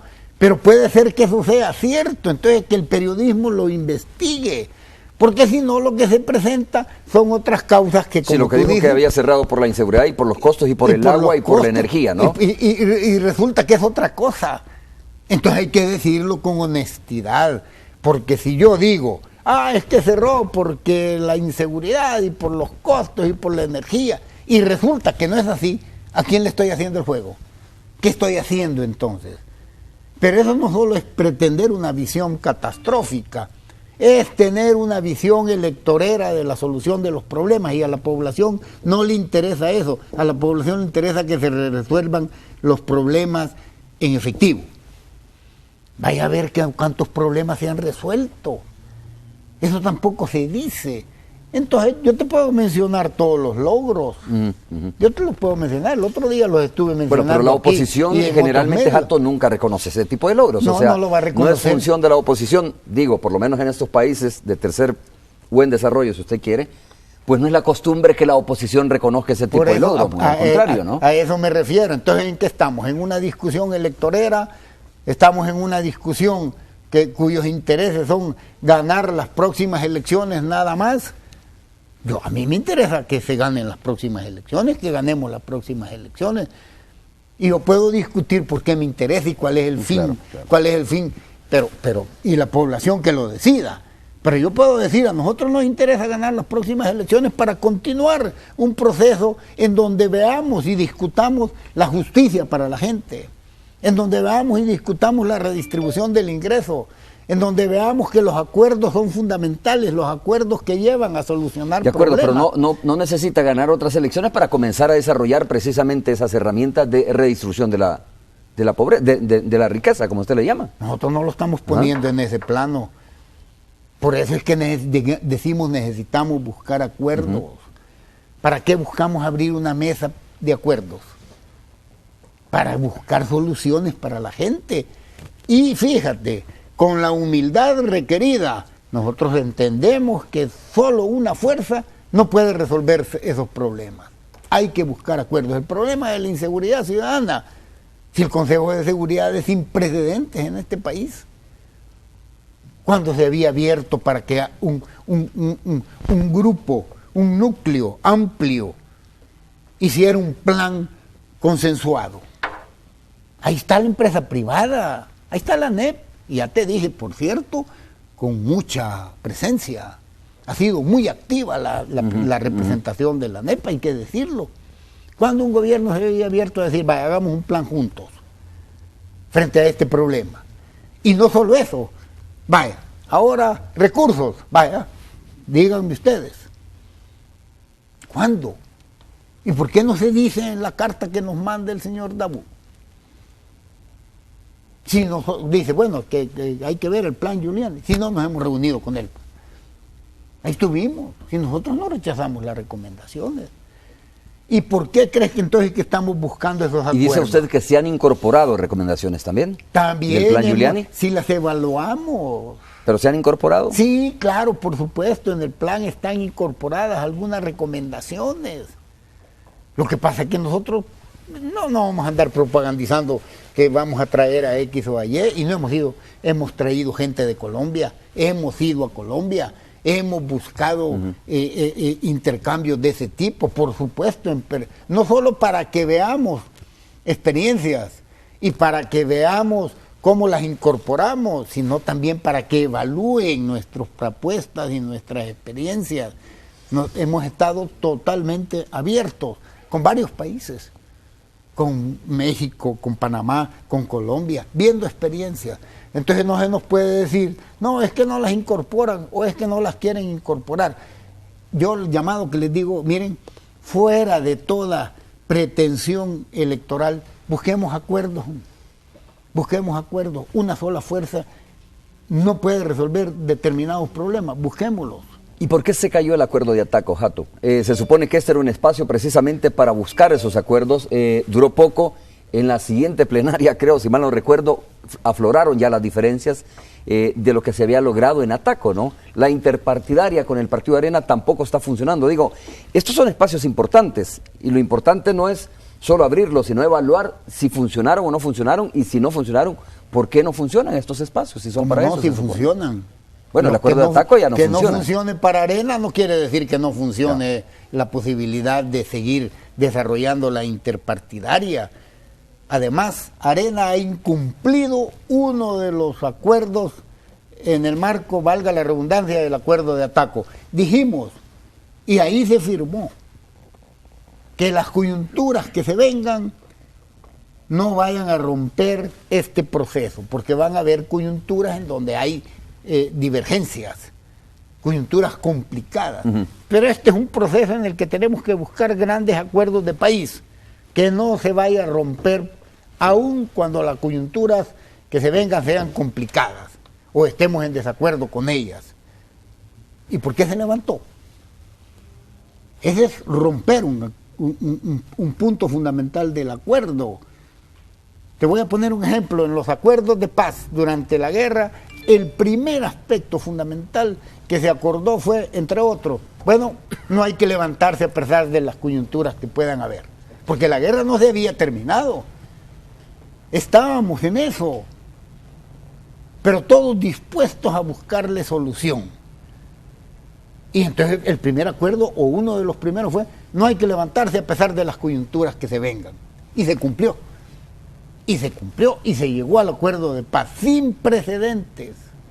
Probablemente un ejemplo para todo el mundo. No probablemente, seguro. Y entonces ahora, ¿por qué no se hace así? ¿Por qué no se cumple? Si se dice, estamos totalmente claros que hay que llegar a acuerdos, entonces sentémonos, sigamos trabajando, no nos levantemos a pesar de las coyunturas y a pesar de las diferencias que tengamos. ¿A quién le va a servir el acuerdo? A la población, hombre, para que se encuentren soluciones juntos.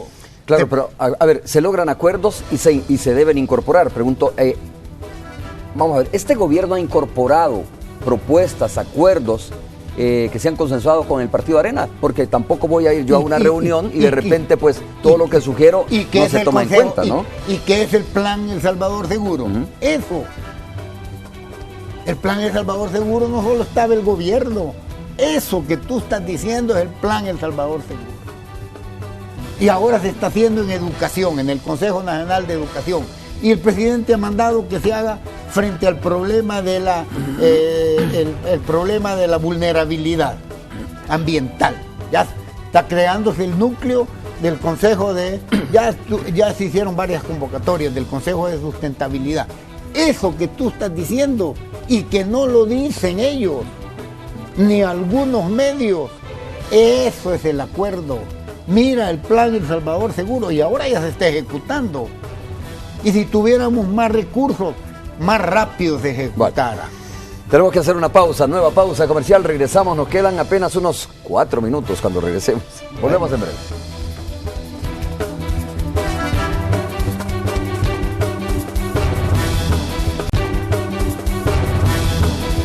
Bueno, gracias por continuar con nosotros. A ver, por aquellas personas que están esperando un acuerdo sobre el tema del salario mínimo, que pasa también por, valga la repetición, por lograr acuerdos, por lograr la gobernabilidad, por lograr consenso entre el sector tripartito, ¿no? Y ahí está representada la empresa privada, los trabajadores y el gobierno, que ese es producto también incluso de los acuerdos de paz, aunque antes no se llamaba así, se llamaba Foro Económico y Social, se convirtió después en esto que se llama ahora Consejo Superior del Salario Mínimo. Hato, sigue proponiendo el Ejecutivo, sigue pensando que, digamos, que un aumento al salario mínimo, más o menos de $300 sería lo ideal, ¿no? Sí, bueno... ¿No hay acuerdo todavía en esto o sí hay propuestas ya? No, eso tiene que, como bien dices tú, está en el seno del Consejo del Salario. Vean. ¿No ha llegado a Casa Presidencial ninguna propuesta en este momento? Bueno, que yo conozca, no.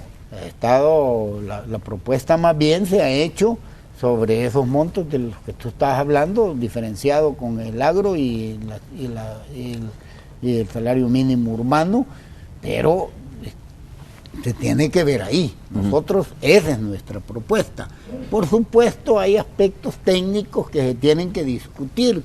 Si nosotros no estamos cerrados a eso, pero hay también un aspecto fundamental que es un aspecto de justicia. Por lo tanto, en el tema del salario, nosotros no adelantamos opinión. Lo que hacemos es decir, miren, esta es la propuesta y tiene que ir al Consejo, ya fue. Entonces en el Consejo del Salario tiene que discutirse. Pero, como digo, insistimos. Y nosotros tenemos claro cuáles son los ámbitos en términos técnicos y en términos de justicia. Es importante el salario y sobre todo el ingreso familiar.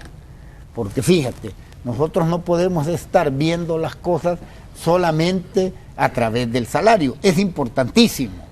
Ese es uno de los aspectos fundamentales.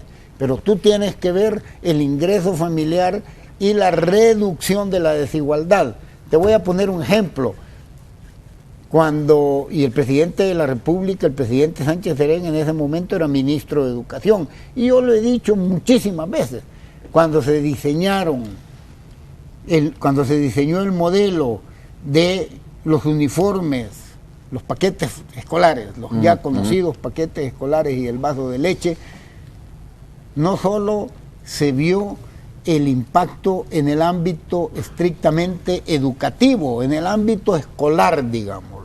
Es decir, que iban a tener más posibilidad los estudiantes pobres de este país para poder asistir a la escuela. También se diseñó un esquema que tenía que ver con la redistribución del ingreso y la disminución de la desigualdad y por lo tanto del ingreso familiar. En la producción, 1000 veces lo dije yo después de sustituir al presidente de la República cuando era ministro de Educación, para nosotros hubiera sido más fácil que 3 o 4 productores hubiesen hecho los uniformes. Mucho más fácil. El mecanismo hubiese sido menos complicado. 100,000 veces más fácil. Tantas veces que nos decían, se atrasan con la entrega de los uniformes. Una de las razones era que muchas familias pequeñas, micros y pequeños empresarios estaban elaborando los uniformes. Elaboran los uniformes, elaboran los zapatos. Con eso se redistribuye el ingreso. No queda en unos cuantos. Nosotros no somos un gobierno corporativo, ni paternalista, ni dictatorial, ni autoritario. Somos un gobierno que pretende buscar la redistribución del ingreso y desconcentrar que solo unos cuantos tengan los privilegios. Y eso lo hacemos con acuerdos, mediante procesos de redistribución del ingreso. Eso es un pequeño ejemplo de cómo se busca, cómo se debe pensar la sociedad. Y mira, cuántas familias se reactivaron en términos productivos y en términos de ingreso familiar con la elaboración de los zapatos que se están haciendo, los uniformes. Aquí estaba caído la ganadería. Bueno, el vaso de leche empezó a levantar, que es un problema serio, que hay que seguir trabajando porque es un tema serio. Pero lo que te quiero decir entonces, que estamos hablando de salario, ingreso familiar, justeza y elaboración técnica adecuada, porque tampoco somos voluntaristas. Nosotros no hablamos de estas cosas con voluntarismo, lo hablamos con los pies en la realidad, hasta dónde es el espacio, pero los espacios también hay que irlos abriendo. Y profundizando sobre todo esto, ¿no? Usted dice de encuestas conozco mucho y, bueno, todos sabemos que usted tiene razón en eso, ¿no? No quiero decir que soy un experto. Tiene razón en eso, pero bueno, pero de todas formas, a ver cuándo las encuestas, o algunas encuestas, comienzan a mostrar un quiebre en esto. Sí. Porque usted tiene razón cuando dice, mire, aquí se han desarrollado políticas de redistribución de la riqueza. Esto de que los útiles escolares hoy ya son entregados, o de que los zapatos ya no son fabricados por una empresa como era antes, pues es bueno.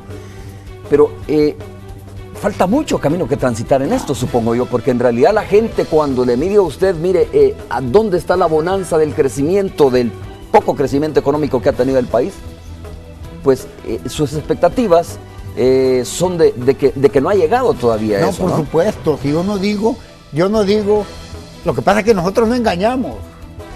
Yo no digo que no falte mucho, falta mucho.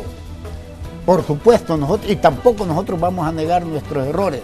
Pero voy a terminar con esto, porque me imagino que ya me van a cortar en la entrevista. Sí, ya llevamos como hora y media más o menos en la entrevista. Tú tienes razón, pero fíjate de dónde venimos. Venimos del decrecimiento, ¿verdad? Sí. Vamos creciendo, y fíjate de dónde venimos también, de un nivel de desigualdad mucho mayor. Hoy hemos bajado 5 puntos, 4 o 5 puntos, con ese crecimiento. O sea que ese crecimiento ha ido correspondiendo con la redistribución de ese crecimiento, con la redistribución del ingreso. Porque si no, entonces nosotros no tendríamos justificación. Y hacia eso vamos. De acuerdo, Jato, muchas gracias. Pero eso cuesta. Eso tenemos que hacerlo juntos, porque eso cuesta. Muchas gracias. Gracias por haber estado con nosotros. Gracias. Un gusto haber conversado con usted esta mañana. Nosotros gracias. Nos quedamos hasta aquí. Por supuesto, la invitación es que mañana a las 6:30 esté con nosotros nuevamente y se quedan con nuestros compañeros en la sala principal. Come bien, almuerza como en casa. Mr. Donut, la gran variedad, presentó. Muchas gracias, Romeo, y a tu invitado por la entrevista de esta mañana. Nosotros, a través de Noticiero Hechos, constantemente estamos compartiéndole información a través de nuestras redes sociales.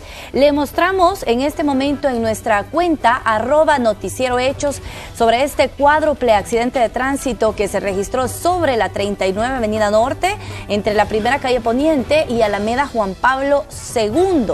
Compartíamos esa imagen vía Alertux, pero también uno de nuestros equipos está en el lugar y de hecho en este momento nos estamos enlazando con Néstor Hernández, quien nos tiene los detalles de este accidente que, además de los daños materiales que ha ocasionado en el lugar, está generando un fuerte congestionamiento en la zona. Néstor, buenos días, adelante, coméntanos.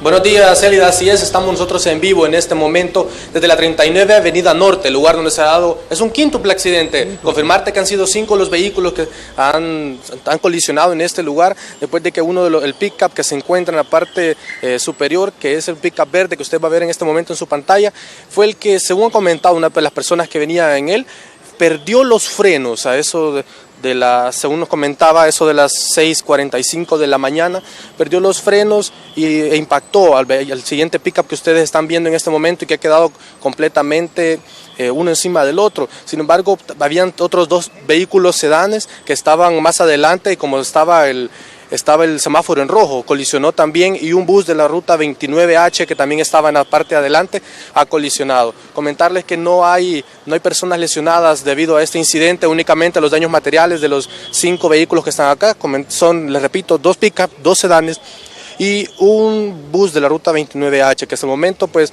sí se reporta tráfico vehicular, pero no hay mayores problemas acá en cuanto a personas lesionadas. Sí comentarles que eso se dio frente a uno de los parqueos del Instituto Salvadoreño del Seguro Social que se encuentra en ese lugar. Entonces los vehículos que buscan entrar al parqueo tienen que utilizar a esta hora la acera que se encuentra en este lugar para poder ingresar al parqueo, ya que las personas que vienen a trabajar en esta zona buscan este parqueo y tienen que utilizar la acera en este momento para poder ingresar, ya que está completamente obstaculizado en la zona. El tráfico, debido a que la Policía Nacional Civil ya está acá, estaba movilizándose poco a poco, pero sí está lento, así que si puede, evite utilizarlo a esta hora. Este es el reporte que les tenemos nosotros desde acá, desde la zona de la 39 Avenida Norte. Les repito, un quíntuple accidente que se ha generado en esta zona.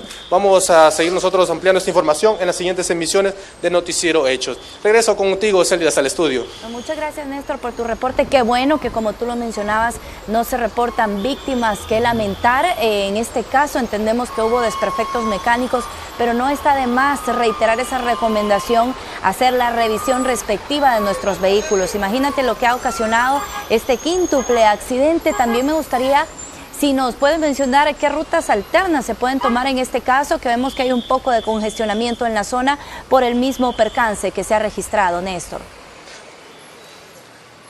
Claro, primero que nada comentarte que no hay víctimas que lamentar, no hay lesionados, según nos ha comentado incluso la persona que nos habló del fallo de frenos, es que en esta zona del parqueo que se encuentra en este lugar, en la acera, había algunas personas que iban caminando y por evitar que no hubiera lesionados, no hubiera personas fallecidas, evitaron no colisionar en la acera o colisionar en el muro que se encuentra en ese lugar, así que tuvieron que tomar la decisión rápida de mejor colisionar con el vehículo que estaba adelante y no hubo mayores inconvenientes. Eso sí, la primera calle Poniente es una de las vías que podían utilizar, a pesar de que esa es una de las calles en la que está alterna a esta zona, pero lo pueden utilizar para poder movilizarse, ya que se encuentra un poquito más despejada que esta zona. También si ustedes van buscando la Alameda Juan Pablo II desde la Alameda Roosevelt. Entonces tengan mucha consideración si va a circular por acá, para evitar la zona, ya que está bastante complicado a esta hora de la mañana. Néstor, a ver, para terminar de ubicarme, porque pues no sé, todavía no me quedaba claro dónde era, pero ahora que tengo esa imagen sí creo que tengo una idea. Esto es yendo hacia la Juan Pablo II, en la 39, donde tú a tu izquierda tenés el Liceo Salvadoreño, ¿es así, no?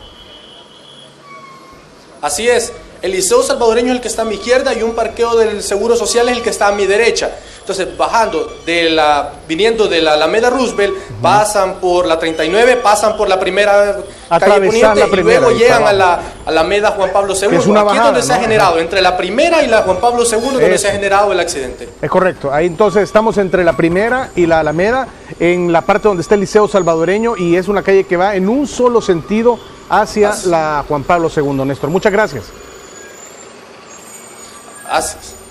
Bueno, gracias a ustedes. Buenos días. Buen día. Un gusto. Para ti, Néstor. Ahí está, que al principio Alameda Juan Pablo no me ubicaba porque era hacia abajo, un solo sentido, pero está claro que es ahí frente al Liceo Salvadoreño. Así es. Bueno, también hablando de accidentes de tránsito, el kilómetro 80 de la calle que conduce del occidente del país hacia el Puerto de la Libertad, a la altura del caserío Ulapa, abajo del lugar donde se registró un grave accidente de tránsito. El motorista falleció y 2 personas más que lo acompañaban resultaron lesionados. El vigilante quedó atrapado en la cabina del vehículo de carga y fue rescatado por cuerpos de socorro. Y en otro percance vial, un múltiple accidente se registró en el Boulevard Luis Poma, dejando como resultado 6 personas lesionadas que de inmediato fueron trasladadas por voluntarios de la Cruz Roja Salvadoreña hasta un centro asistencial. En el hecho se vieron involucrados 3 vehículos tipo sedán y 2 camiones. Uno de ellos sería el causante de este percance vial. Bueno, qué lástima, ¿verdad? Sobre todo en el tema de los camiones, de los buses. Yo sé que a veces también hay mucha imprudencia de parte de los conductores particulares. En realidad la responsabilidad es de todos, pero casualmente vemos involucrados casi siempre o camiones o buses por las condiciones mecánicas mismas, ¿no? A veces no el mantenimiento requerido como tú decías, pero también la imprudencia, porque insisto sobre el tema. Sí, la velocidad. Si el carro no tiene frenos, si va malo, si no sirve, pero si va a 40 kilómetros por hora, manteniendo el límite de velocidad, si va a 50, va a poder hacer algo por evitarlo, no va a poder tal vez detenerse. pero no va a ser tan aparatoso. Manejan a una velocidad que ustedes ya saben cómo. Exacto. Y ahí... Y uno dice, y en las condiciones que van. Aparte de eso, Carlos, nosotros lo hemos platicado acá y este debería ser un buen tema para debate también, para tomarlo en cuenta y considerarlo dentro de la legislación, pues, el tema de los horarios que existen. Y las sanciones. Y las sanciones para este tipo de vehículos que circulan en horarios que no deberían de circular. Y además aquí me voy a meter en Honduras tal vez, pero no importa. Luego y dicen, las multas. Son multas de $50 la más cara. A ver cuándo salen las otras multas, cuando les toquen el bolsillo. Y además no solo eso, sino que les quiten las licencias también a los causantes de esto. Eso sí, que no les vayan a estar perdonando las multas cada vez que hay elección de Asamblea Legislativa. Y bueno, precisamente nosotros vamos a seguir hablando de esto, Carlos, sobre los percances en donde se ven involucrados, pues se ve involucrado el transporte de carga. Nos vamos a enlazar en vivo en esta ocasión con Marta Recinos, que nos puede dar un poco más de información. Y vamos a hablar también un poco de las estadísticas de los accidentes de tránsito. Qué gusto saludarla. ¿Existe alguna regulación en cuanto a los horarios en los que debería circular el transporte de carga y si nos podría especificar en qué carreteras? Bueno, muy buenos días y gracias por la oportunidad. Sí, la legislación de tránsito terrestre y seguridad vial establece en su artículo 37 los horarios para el transporte de carga, o sea, en qué horas pueden ellos descargar. A la vez también se regula todo el transporte de carga, incluye la zafra. Hay un horario específico mediante una resolución emitida por el BNT en qué momento se pueden desplazar, evitando un poco la hora crítica. Con respecto a las estadísticas que llevamos, según el presente año, el transporte de carga, la parte de los cabezales, tenemos 74 accidentes de tránsito, en comparación al 2015 había 90. En el caso de cabezales, 21 accidentes de tránsito y en el 2015 24. De ellos tenemos lesionados 11 con respecto a camiones y tenemos 14 con respecto a cabezales. Fallecidos tenemos 4 y 0 con respecto a cabezales involucrados en accidentes de tránsito. Un saludo para la subcomisionada Recinos. Carlos Artigas le saluda. Una pregunta, ¿existen multas o penas establecidas en el reglamento de tránsito si el transporte de carga no cumple horarios? En lo particular he visto muchos rótulos donde se establece claramente las horas en las que está prohibida la circulación en algunos lugares. ¿Cuáles son y si se están aplicando correctamente? Sí, existe una falta, que es la falta 19 de carga, lamentablemente es de 34.29 y tenemos pocas impuestas, ya que nosotros también trabajamos con la llamada ciudadana. Cuando alguien está descargando a la hora que no corresponde, entonces enviamos la patrulla, pero es muy raro recibir llamadas y también no se observa demasiado transporte descargando en horarios no permitidos, ya que tenemos controles vehiculares desde las 4:30 de la mañana, evitando el paso del transporte de carga y eso evita la multa. ¿Cuáles son esos horarios para que lo tengamos claro? Y es bien importante eso que usted mencionaba, la denuncia ciudadana, o sea, cualquiera de nosotros puede llamar viéndose en este percance, exacto, porque se genera tremendo congestionamiento vehicular cuando están haciendo descargas. Cualquiera puede llamar y hacer la denuncia para que se les llegue a poner la respectiva multa.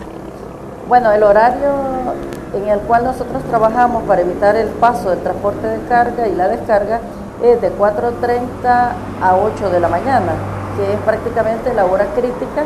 Nuestro personal detiene un momento, la arrastra, que viene, y hasta que después de las 8, que ya más el tráfico, se deja pasar. Y luego por la tarde, esto inicia de las 16 horas hasta las 20 horas la restricción. Una pregunta, comisionada Recinos, ¿la carga se refiere al tema de la caña, por ejemplo, que ha causado tantos accidentes en la ciudad, o se refiere también a lo que vemos en el accidente que teníamos en pantalla hace poco, un camión que transportaba grava, arena, tierra, material de construcción? ¿También aplica esto? Prácticamente la carga la enfocamos más nosotros a furgones, camiones cañeros. Ese camión arenero, recordemos también que hay puntos, hay vacíos donde estos se pueden meter, pero ya todo conductor de transporte de carga tiene conocimiento en qué horario puede circular. Bueno, su comisionada Resino, muchas gracias, un saludo y adelante con el buen trabajo. Muchas gracias. Buen día, gracias. Sí, bueno, es de reiterar la invitación también a los amigos televidentes. A lo mejor no tenemos control sobre este tema del transporte de carga, pero sí que podemos prevenirnos, a lo mejor alejándonos de estas, pues de esos vehículos que vemos, pues de mantener la distancia. Mantener la distancia, porque ya no tenemos control sobre este tema. Sí, pero es que tal parece también que no está regulado lo que tú preguntabas. Ella decía, Carlos. hay un vacío ahí. Se relaciona el tema de carga, descarga, de qué tipo de carga, porque sucede también que tú circulas por esta calle como que si vas para el Puerto de la Libertad y ahí a cualquier hora, en cualquier momento se atraviesa uno de estos camiones que es transporte pesado en zona residencial. En cualquier zona residencial de la capital encontrar estos camiones con ladrillos, y se arma tremendo congestionamiento. Entonces, ¿quién regula eso? Y ¿sabes qué pasa también? Vas atrás de este camión y en tu vehículo y las piedritas van saltando y te pueden hasta quebrar el parabrisas, un vidrio, rayar el vehículo. ¿Quién regula esto? O sea, ¿a qué se refiere la carga? Por eso le preguntaba a la subcomisionada, me dice, bueno, furgones, caña, habrá que regular también porque hay ferreterías involucradas que mueven su carga, particulares que están en construcciones, entonces también hay que definir esto si les aplica o no y qué medidas tomar, ¿no? Incluso de alimentos, de bebidas, también y bebidas. son Alimentos para animales. pesado. Alimento para animales, exacto, todo eso. eso. Carga. Pero bien, lo importante es que ya hicimos el llamado, pusimos en contexto este tema para que los televidentes también estén muy bien informados. Ahora cambiamos de información y les queremos anunciar que Tresemmé llegó a El Salvador, la marca especial.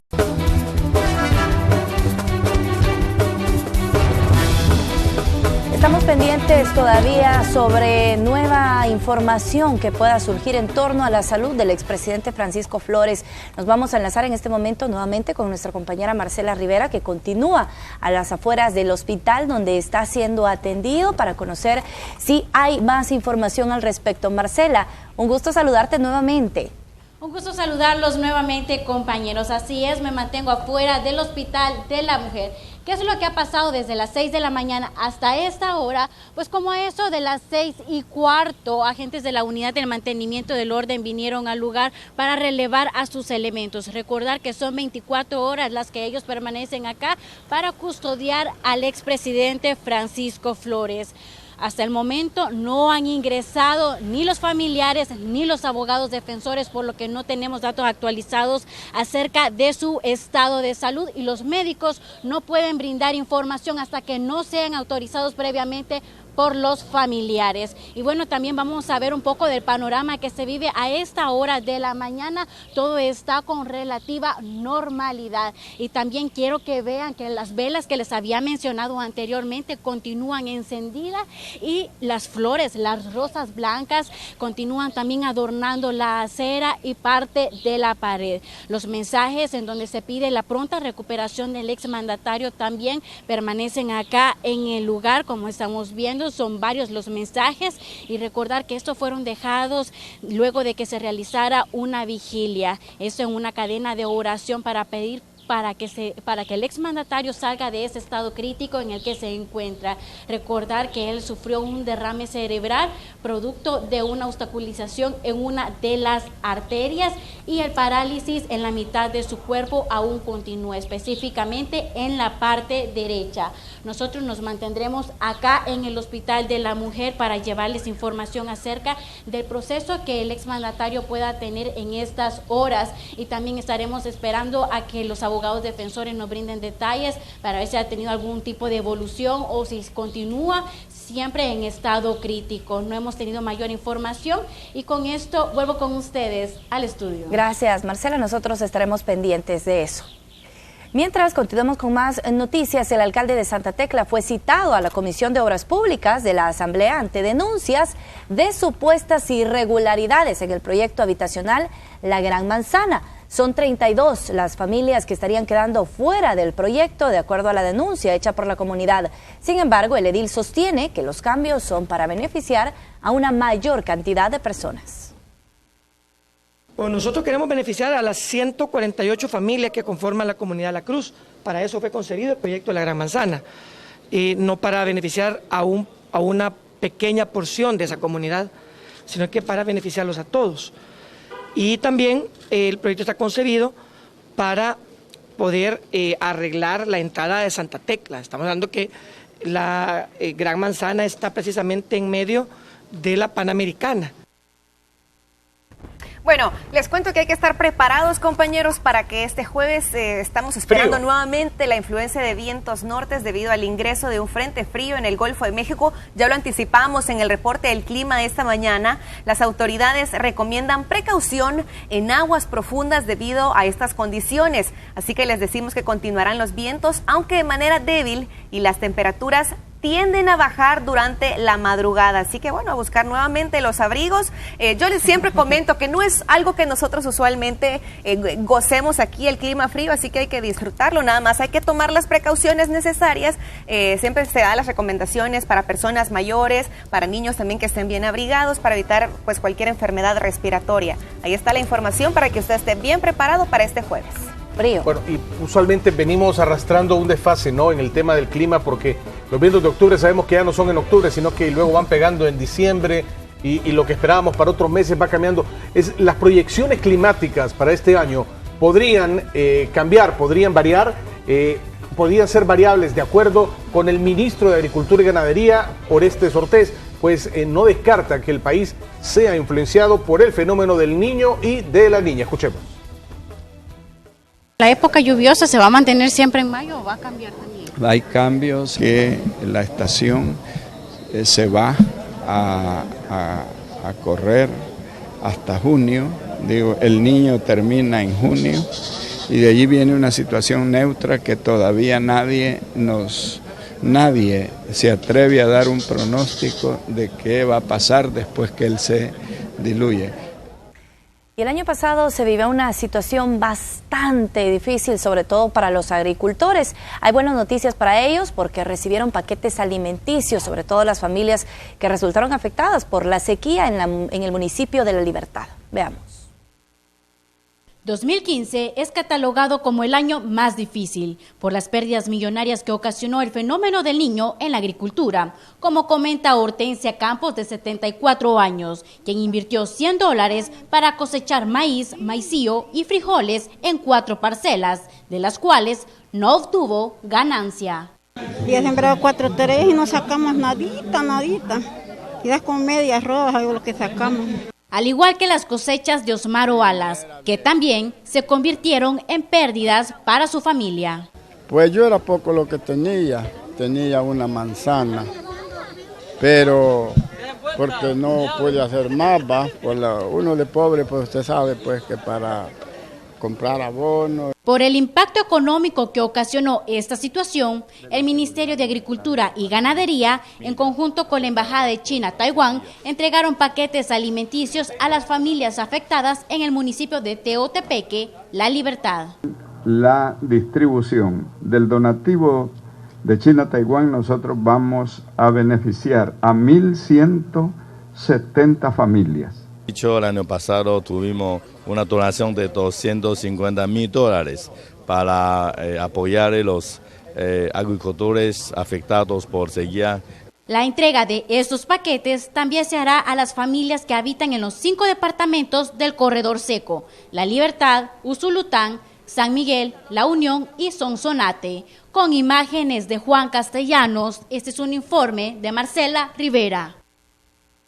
Son las 7 de la mañana con 57 minutos y tenemos información importante en desarrollo. A las 8 de la mañana se tiene previsto que un grupo de trabajadores se concentre enfrente a la alcaldía capitalina. Bueno, ¿qué pasará?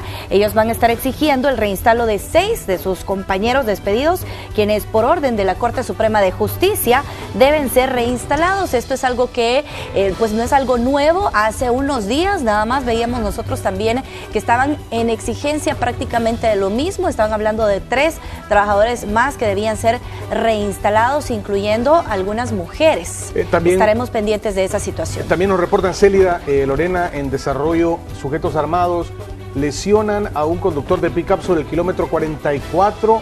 Esto es de la carretera que de Santa Ana conduce a San Salvador. Así que atención, porque también habrá algún tipo de dispositivo operativo en la zona. Esto es en el kilómetro 44 de Santa Ana, San Salvador. Sujetos armados han lesionado al conductor de un pick-up. Bueno, también de igual manera nos reportan homicidio. José Carrillo Barahona, de 20 años, fue asesinado en el cantón Molineros de Verapaz, San Vicente, así como también esta información en desarrollo que tenemos, ya que reportan el hallazgo de cadáver en el kilómetro 32 de la carretera Panamericana, esto en Cojutepeque. Así que bueno, seguramente Noticiero Hechos ya está preparándose con los equipos para poder desplegar y poder informar adecuadamente en las siguientes emisiones.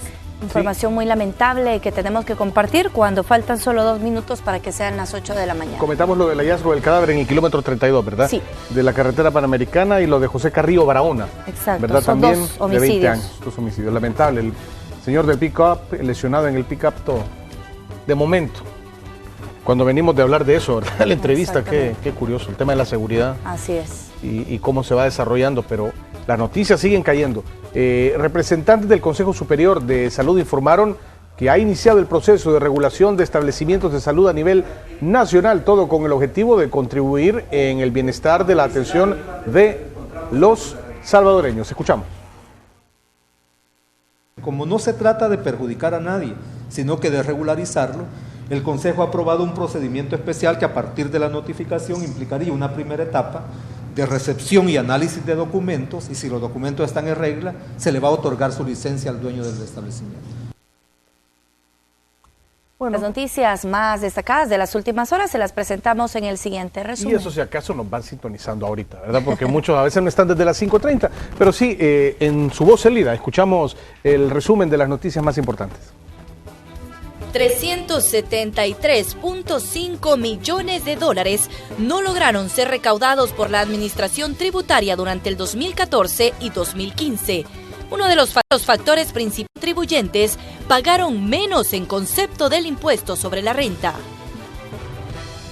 Expresidente Francisco Flores será sometido a exámenes de medicina legal que sustenten su estado de salud.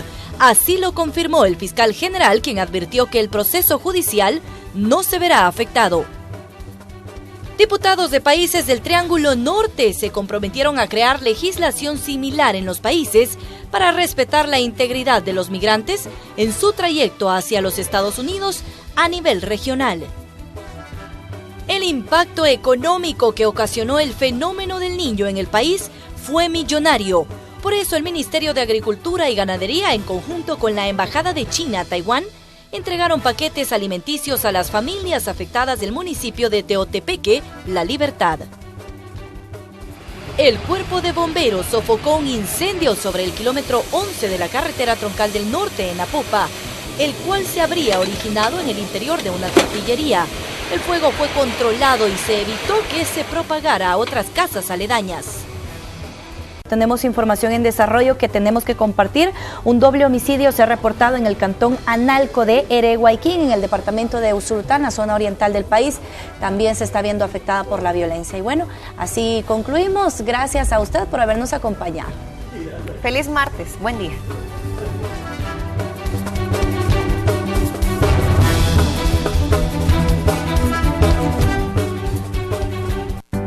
Los padres de familia son responsables de lo que sus hijos ven. El siguiente programa es clasificación D.